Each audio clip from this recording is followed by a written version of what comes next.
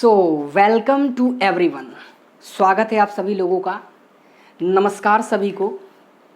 और बताइए सब लोग कैसे हैं। चलिए शुरू करते हैं। आज मैं पढ़ाने वाला हूँ आप लोगों को बहुत ही इम्पॉर्टेंट चैप्टर जिसका नाम है chemical bonding.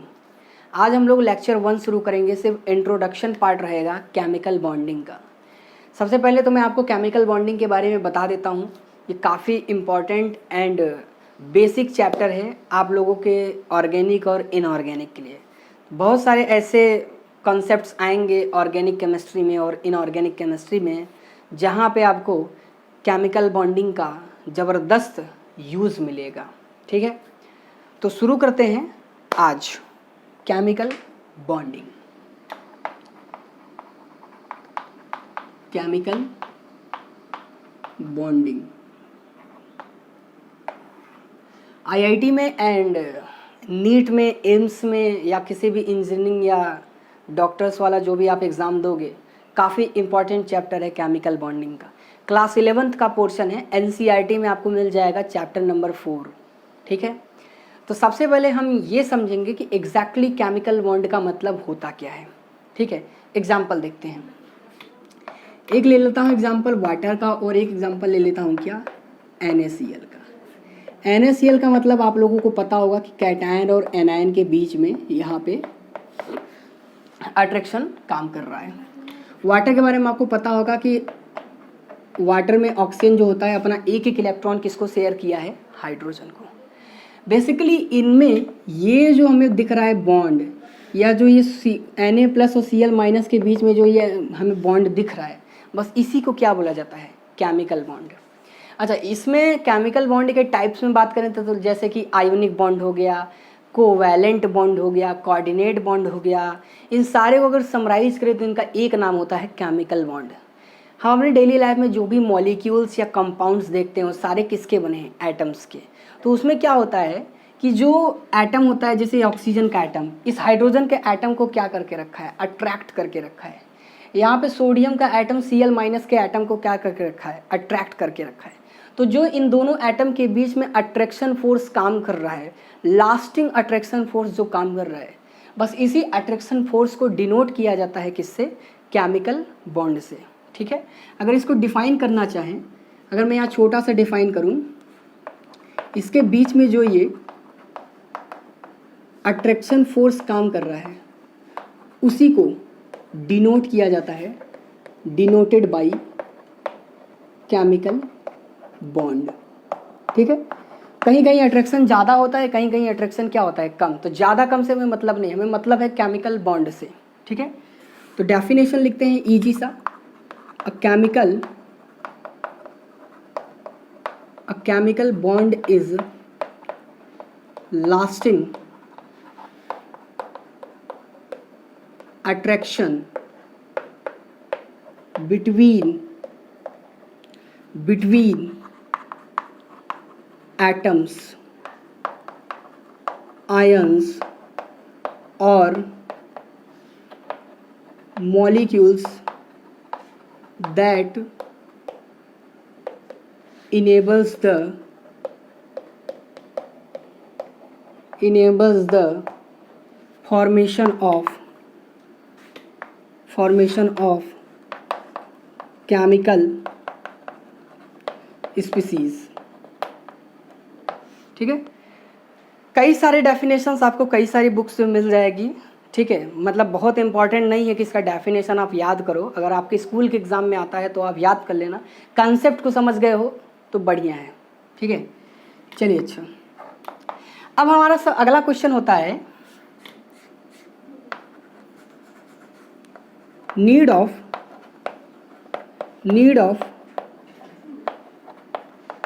Formation of chemical bond. ठीक है ना, ध्यान से समझिएगा। अगला क्वेश्चन ये है कि भैया केमिकल बॉन्ड बनता क्यों है। बात को समझिए। बहुत सारे एटम्स आप लोगों ने पढ़ा होगा कि कुछ एटम्स ऐसे होते हैं जो इलेक्ट्रॉन को शेयर करते हैं, कुछ एटम्स ऐसे होते हैं जो इलेक्ट्रॉन को लूज करते हैं, कुछ एटम्स ऐसे होते हैं जो इलेक्ट्रॉन को क्या करते हैं, गेन करते हैं। अब उनकी आत्मा से जाके पूछो कि भैया आप ऐसा क्यों कर रहे हो, तो उसका एक जवाब देंगे कि भैया मैं अपने आप को स्टेबलाइज करना चाहता हूँ। ऑक्टेट रूल नाम सुना होगा। ऑक्टेट रूल में लास्ट सेल में 8 इलेक्ट्रॉन होता है, एटम क्या हो जाता है, स्टेबलाइज हो जाता है। डपलेट रूल सुना होगा, लास्ट सेल में 2 इलेक्ट्रॉन हो जाए जैसे कि हाइड्रोजन, हीलियम, लिथियम, स्टेबल हो जाते हैं। तो ये सारी लड़ाई किसके लिए लड़ रहे हैं, सिर्फ स्टेबिलिटी के लिए। तो ये जितने भी एटम्स होते हैं, ये जो भी बॉन्ड बनाने में पार्टिसिपेट करते हैं, उसका सिर्फ एक ही कारण होता है, वो क्या होता है, स्टेबिलिटी। और एटम स्टेबिलिटी प्राप्त करने के लिए क्या करते हैं, वो इलेक्ट्रॉन को लूज, गैन, शेयर जो भी करेंगे, करने के बाद अंत में वो क्या बन जाते हैं, किसी मॉलिक्यूल में कन्वर्ट हो जाते हैं। क्यों कन्वर्ट हो जाते हैं, क्योंकि एटम लेस स्टेबल होता है, मॉलिक्यूल ज़्यादा स्टेबल होते हैं। आई बात समझ में। और जो लेस स्टेबल होते हैं उसकी एनर्जी क्या होती है, ज़्यादा, ठीक है। और जो मोर स्टेबल होते हैं उसकी एनर्जी क्या होती है, कम। तो जैसे यहाँ पे देखिए मैं पहला पॉइंट क्या लिख रहा हूँ, ध्यान दीजिए, टू अटेन स्टेबिलिटी प्राप्त करने के लिए। अब भैया स्टेबिलिटी प्राप्त करेंगे, आगे क्या लिख रहा हूँ, atoms are combine to form molecules। Atoms combine होकर क्या बना देते हैं, मॉलिक्यूल्स बना देते हैं, ठीक है। दूसरा पॉइंट क्या लिख रहा हूं, atoms have higher energy than molecule, ठीक है। अच्छा, ये हायर एनर्जी का मतलब क्या होता है, कई बच्चे कंफ्यूजन में रहते हैं कि सर ये एनर्जी का ज़्यादा होना या एनर्जी का कम होना किस बात पे निर्भर करता है, किस बात पे ये डिपेंड करता है। बात को समझिए, अगर आप दौड़ रहे हो, इमेजिन करो आप दौड़ रहे हो, तो उस समय आपकी काइनेटिक एनर्जी क्या होगी, ज़्यादा। आप रुके हो तो आपकी काइनेटिक एनर्जी क्या हो गई, कम। तो आप दौड़े हो मतलब आप क्या हो, बहुत ज़्यादा अनस्टेबल हो। आप रुके हो तो क्या हो, स्टेबल हो। तो जब कोई चीज़ स्टेबल होती है तो वो अपने मिनिमम एनर्जी स्टेट में होता है, और जब वो कोई अनस्टेबल होता है तो वो अपने मैक्सिमम एनर्जी स्टेट में होता है। एटम हाईली अनस्टेबल होता है, इसलिए उसकी एनर्जी क्या होती है, ज़्यादा। मॉलिक्यूल स्टेबल होते हैं, उसकी एनर्जी क्या होती है, कम। तो मैंने एक भाषा में लिख दिया, दूसरी भाषा को क्या कर सकते हो, समझ सकते हो। अच्छा, एक चीज़ और बता रहा हूँ, इतना तो आप समझ गए होंगे। एक चीज़ और बता रहा हूँ, ध्यान से सुनिएगा। कभी भी दो एटम्स को कभी भी अगर बॉन्ड बनाना है, ध्यान से सुनिए, दो एटम अगर कभी भी बॉन्ड बनाना चाहते हैं तो बॉन्ड बनाने के लिए दोनों एटम को एक दूसरे के क्या होना पड़ेगा, पास में आना पड़ेगा। दो एटम्स एक दूसरे के कहाँ आते हैं, पास में आते हैं। अब ध्यान से सुनिएगा, बहुत इंपॉर्टेंट बात आपको मैं बताने वाला हूँ, ठीक है, ध्यान से सुनिएगा, काफ़ी इंपॉर्टेंट बात है। किन्हीं भी दो एटम्स अगर वो आपस में बॉन्ड बनाना चाहते हैं तो बॉन्ड बनाने के लिए एक दूसरे के कहाँ आना पड़ेगा, पास में। मान लो ये दो एटम वही है, एटम ए और ये एटम बी। इसका नाम रख देता हूँ एटम ए और इसका नाम रख देता हूँ एटम बी। कौन सा टॉपिक चल रहा है, इस टॉपिक का नाम है कंडीशन फॉर बॉन्ड फॉर्मेशन। अब मैं आपको बताने वाला हूं कि कौन कौन से ऐसे कंडीशन है जिस कंडीशन में बॉन्ड बन सकता है। तो जाहिर सी बात है, अगर दो एटम है ए एंड बी, उनको आपस में बॉन्ड बनाना है तो दोनों को एक दूसरे के पास में आना पड़ेगा। They will approach to each other. तो ये एटम ए हो गया, ये एटम बी हो गया। मान लो यहाँ पे जो न्यूक्लियस रखा है उस न्यूक्लियस का नाम रख देता हूँ ए, इस न्यूक्लियस का नाम रख देता हूँ क्या, बी। यहाँ पे एक इलेक्ट्रॉन रख देता हूँ, नाम रख देता हूँ ए, और यहाँ एक इलेक्ट्रॉन रख देता हूँ, नाम रख देता हूँ इसका बी, ठीक है। ध्यान से समझना, बहुत आसान है। न्यूक्लियस पे चार्ज कौन सी होती है, पॉजिटिव, ठीक है। तो क्या होगा, इस एटम का न्यूक्लियस इसके इलेक्ट्रॉन को अपनी तरफ क्या करेगा, बताइए जरा सा आप लोग। न्यूक्लियस पे पॉजिटिव चार्ज होती है, इलेक्ट्रॉन पे नेगेटिव चार्ज होती है, क्या होगा, अट्रैक्शन, ठीक है। यहाँ का इलेक्ट्रॉन इस न्यूक्लियस को क्या करेगा, अट्रैक्ट करेगा। बात को समझना, यहाँ का इलेक्ट्रॉन इस इलेक्ट्रॉन को क्या करेगा, रिपेल करेगा। यहाँ का न्यूक्लियस इस न्यूक्लियस को क्या करेगा, रिपेल करेगा। तो एक बात बताइए, यहाँ पे एक ही टाइम में कितने फोर्सेस लग रहे हैं, बहुत ही ध्यान से सुनना, एक ही टाइम में कितने फोर्सेस लग रहे हैं, दो। एक फोर्स कौन सा लग रहा है, अट्रैक्टिव फोर्स, और एक कौन सा लग रहा है, रिपल्सिव फोर्स। यहाँ पे तो अट्रैक्शन चल रहा है क्रॉस में, लेकिन सामने सामने से क्या चल रहा है, रिपल्सन चल रहा है। तो कभी भी दो एटम्स जब कभी भी एक दूसरे के पास में आते हैं तो उनके बीच में दो दो फोर्सेस काम करता है, एक होता है अट्रैक्शन फोर्स और एक होता है रिपल्सिव फोर्स। मेरी बात को बड़े ध्यान से समझना। अगर मान लो रिपल्सन फोर्स ज़्यादा बढ़ेगा, ध्यान से सुनना, ये ज़्यादा डोमिनेट कर जाए तो क्या कभी ये पास में आ पाएंगे, कभी नहीं। और कभी अगर ये पास में नहीं आएंगे तो क्या कभी बॉन्ड बनेगा, नहीं बनेगा। इसका मतलब बॉन्ड बनाने के लिए इनको क्या करना पड़ेगा, पास में आना पड़ेगा। तो देखना मैं एक और पॉइंट लिख रहा हूँ, अब देखना एक और इम्पॉर्टेंट पॉइंट लिख रहा हूँ मैं।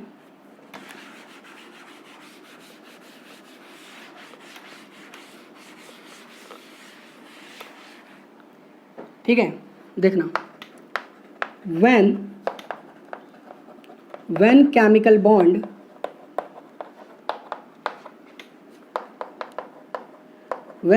bond is formed between two atoms, then उस दौरान जो अट्रैक्टिव फोर्स होता है बच्चों, अट्रैक्टिव फोर्स उसको ज़्यादा होना पड़ेगा किससे, रिपल्सिव फोर्स से। तभी वो दोनों एक दूसरे के क्या आएंगे, पास में आएंगे और बॉन्ड बनेगा।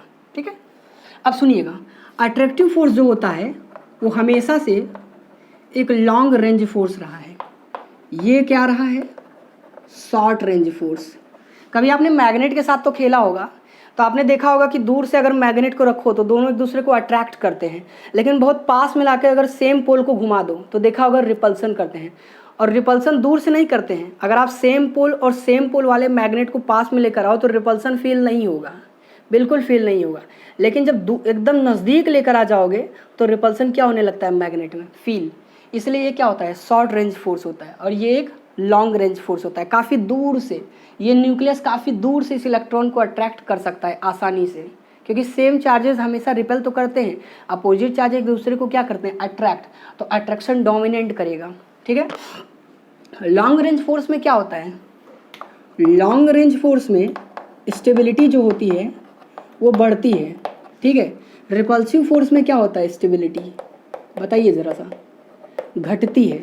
एक बात बताइए, आप दो एटम को बहुत ज़्यादा पास मिला रहे हो, और जब पास मिलाओगे तो ये न्यूक्लियस इस न्यूक्लियस को क्या करेगा, रिपेल करेगा, और उस रिपल्सन के लिए तुम बहुत ज़्यादा ताकत लगाओगे तो पूरा मॉलिक्यूल क्या होने लगेगा, पूरा दोनों एटम का सिस्टम क्या होने लगेगा, बहुत ज़्यादा अनस्टेबल हो जाएगा, उसकी स्टेबिलिटी क्या हो जाएगी, डिक्रीज। ठीक है, अगर स्टेबिलिटी घटती है मतलब मॉलिक्यूल अनस्टेबल हो गया तो उसकी एनर्जी क्या हो जाती है, बढ़ जाती है।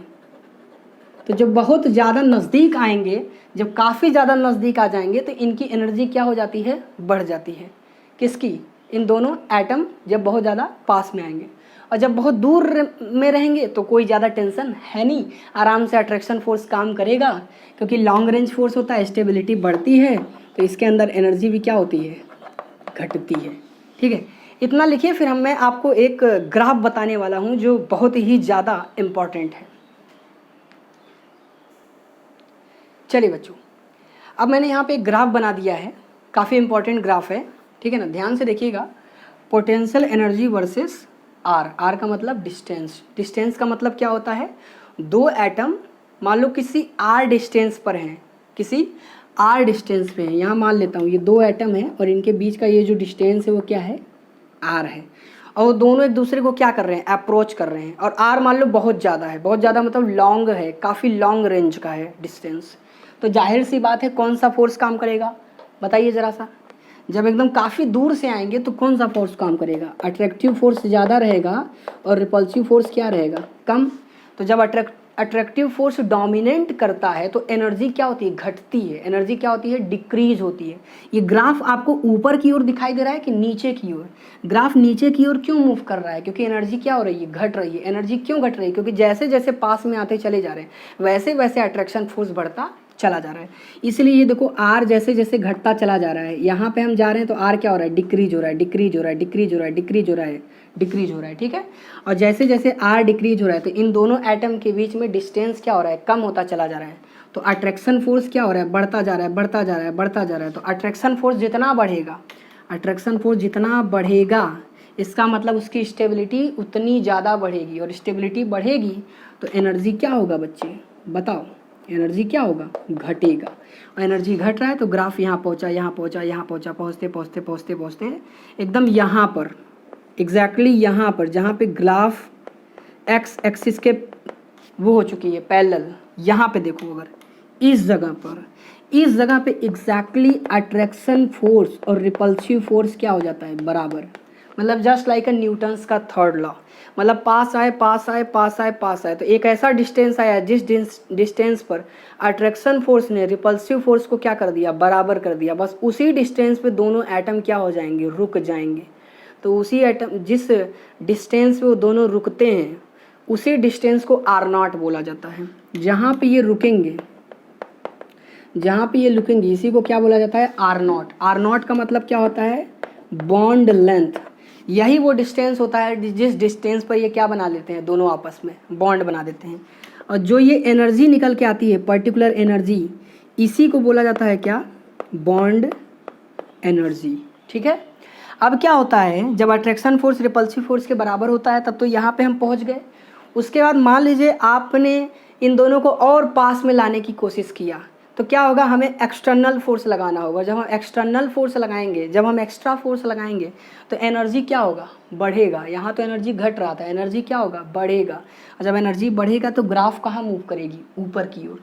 तो यहाँ से देखो ग्राफ कहाँ मूव कर रही है, ऊपर की ओर मूव कर रही है। क्यों मूव कर रही है, क्योंकि रिपल्सिव फोर्स जो है वो ज़्यादा हो रहा है और अट्रैक्टिव फोर्स क्या हो रहा है, कम हो रहा है। और जब रिपल्सिव फोर्स डोमिनेट करता है तो एनर्जी क्या होता है, क्या होता है, एनर्जी बढ़ता है। ठीक है। और ये आर का मतलब क्या होता है, आर का मतलब क्या होता है, इंटर न्यूक्लियर डिस्टेंस। ठीक है। अब एक काम करते हैं, bond length and bond energy का भी यहाँ पे आपको एक्सप्लेनेशन दे देता हूँ। बॉन्ड लेंथ, इसके बारे में हम लोग जान जाते हैं। The minimum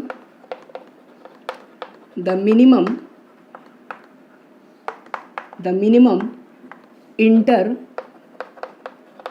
nuclear distance between two bonding atoms in a molecule. किसी भी मॉलिक्यूल में दो एटम ने अगर बॉन्ड बनाया है, ठीक है ना, तो उन दोनों एटम के बीच के जो न्यूक्लियस के बीच का जो डिस्टेंस रहेगा, दोनों के न्यूक्लियस के बीच का जो डिस्टेंस आएगा, उसी को क्या बोला जाता है, बॉन्ड लेंथ। कई टेक्निक होते हैं बॉन्ड लेंथ को मेज़र करने के, ठीक है ना। आप लोगों ने पीरियोडिक टेबल में पढ़ा होगा, नहीं तो मैं इस चैप्टर में बता दूंगा। ठीक है ना। बॉन्ड लेंथ को कंपेयर करना हम लोग इसी चैप्टर में सीखेंगे। ठीक है ना। बॉन्ड एनर्जी का एक्सप्लेनेशन बच्चों मैं इधर लिख देता हूँ। ठीक है ना। जब यहाँ पे दो एटम्स पास में आए, तो इस लेंथ पे जो बॉन्ड का फॉर्मेशन हुआ है, तो यही जो एनर्जी होती है वही क्या होती है, बॉन्ड एनर्जी। तो इसका डेफिनेशन लिख रहा हूँ, the energy released during bond formation called bond energy. जो एनर्जी रिलीज होगा बॉन्ड के फॉर्मेशन के दौरान, उसी को क्या बोला जाता है, बॉन्ड एनर्जी बोला जाता है। ठीक है। तो यहाँ तक नोट कीजिए, फिर हम लोग केमिकल बॉन्डिंग को थोड़ा सा शुरू करते हैं। चलिए, अब मैं आप लोगों को केमिकल बॉन्ड्स के टाइप्स बता देता हूँ। ठीक है ना।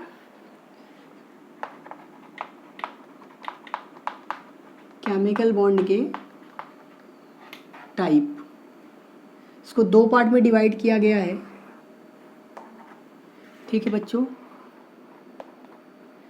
एक होता है हमारा स्ट्रॉन्ग बॉन्ड, ठीक है। एक होता है क्या, वीक बॉन्ड। ठीक है। वीक बॉन्ड के अंदर भी दो कैटेगरी चाहो तो बना सकते हो। एक होता है काफ़ी ज़्यादा वीक, मतलब वीकेस्ट बॉन्ड, ये समझ लीजिए। तो इसको भी दो कंडीशन में डिवाइड कर देता हूँ। ठीक है, दो कंडीशन में डिवाइड कर दूंगा। यहाँ टाइप्स में बताने वाला हूँ। ठीक है, पहले यहाँ समझते हैं स्ट्रॉन्ग बॉन्ड का मतलब क्या होता है। एक ऐसा बॉन्ड जिसको तोड़ने में क्या हो, ज़्यादा एनर्जी देनी पड़े, ठीक है। तो यहाँ पे ऐसा बोला जाता है कि अगर बॉन्ड एनर्जी ग्रेटर देन और इक्वल टू 42 किलो जूल पर मोल हो जाए तो उसे क्या बोला जाता है, स्ट्रॉन्ग बॉन्ड। अब वीकर बॉन्ड के बारे में क्या होता है, 42 किलो जूल से कम, ठीक है। तो अगर 8 से ज़्यादा, ठीक है, अगर इसकी एनर्जी, इसकी जो बॉन्ड एनर्जी होती है वीक वाले की, ठीक है, यहाँ ही लिख देता हूँ, उसके बाद मैं उसको डिवाइड करूँगा।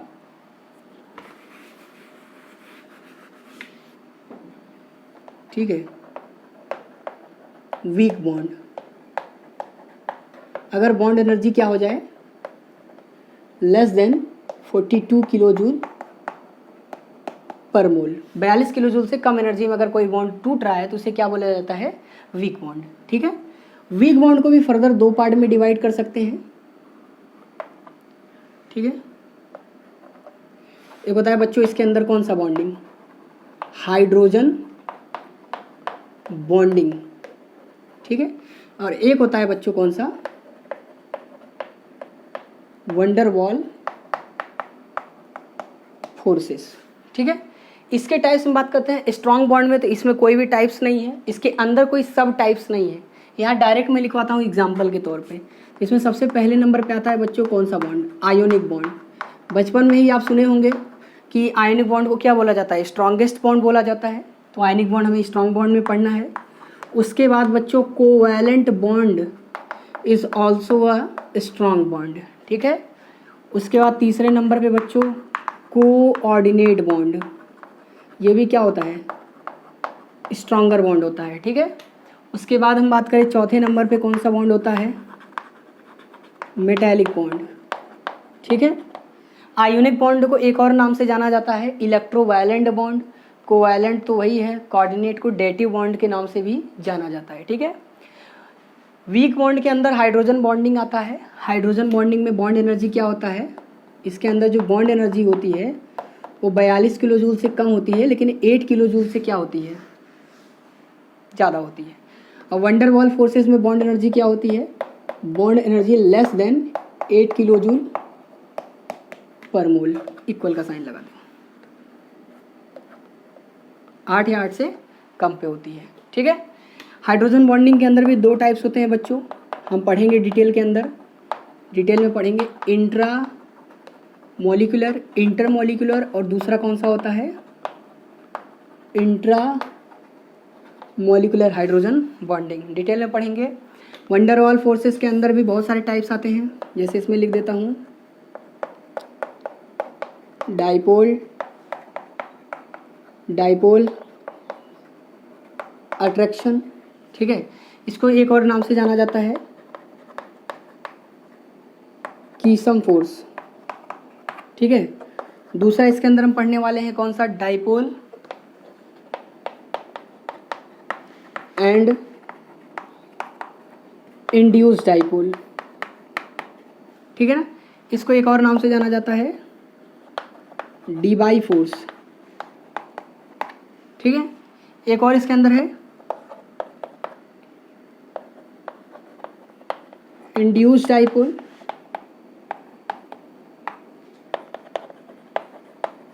इंड्यूस डाइपोल, ठीक है ना। ये नाम हो सकता हो आपको ना मिले, इंड्यूस डाइपोल वाला नाम ना मिले, तो इसको एक और नाम से जाना जाता है लंदन डिस्पर्जन फोर्स, इसके नाम से जाना जाता है, ठीक है। तो लगभग हम लोगों को डिटेल में इन सारे चैप्टर्स के बारे में पढ़ना है, ठीक है। सबसे पहले हम लोग शुरू करेंगे, सबसे पहले मैं पढ़ाऊंगा आप लोगों को आयोनिक बॉन्ड। आयोनिक बॉन्ड को काफ़ी डिटेल में पढ़ेंगे, कम से कम 2 से 3 लेक्चर हो सकता है या 4 लेक्चर भी होगा, ठीक है ना। अगर साइज डिक्रीज करेंगे तो लेक्चर्स की संख्या बढ़ जाएगी, साइज अगर हम वीडियो की बढ़ा देंगे तो लेक्चर्स की संख्या डिक्रीज हो जाएगी। फिर हम लोग कोवैलेंट बॉन्ड शुरू करेंगे। Covalent bond is a vast, काफ़ी बड़ा है, बहुत ज़बरदस्त है, मतलब काफ़ी लंबा चौड़ा टाइम लेने वाला है आपका कोवैलेंट बॉन्ड, ठीक है। तो बेसिकली ये रहा इंट्रोडक्शन पार्ट, ठीक है ना। हम लोग बस इंट्रोडक्शन पार्ट में इतना ही बात डिस्कस करेंगे, उसके बाद हम लोग डायरेक्ट जंप करेंगे मेन थीम लाइन पे केमिकल बॉन्डिंग के चैप्टर में, जिसमें हम लोग वही जैसा कि मैंने बताया है सारे को हम लोग मेन थीम लाइन में डिस्कस करेंगे। इंट्रोडक्शन पार्ट बस यहीं तक था। तो मिलते हैं फिर बच्चों लेक्चर 2 के अंदर। तब तक आप लोग अपना ख्याल रखिए, अपने परिवार वालों का ख्याल रखिए। कोविड का टाइम चल रहा है तो मास्क वास्क लगा के रखिएगा, ठीक है। सैनिटाइजर का भी इस्तेमाल कीजिए, घर से बाहर बिल्कुल मत निकलिए, ऑनलाइन क्लास का आनंद उठाइए। और जो कोई भी डाउट से आप प्लीज़ मुझसे पूछ सकते हैं, कोई भी दिक्कत नहीं है, ठीक है। तब तक के लिए चलते हैं।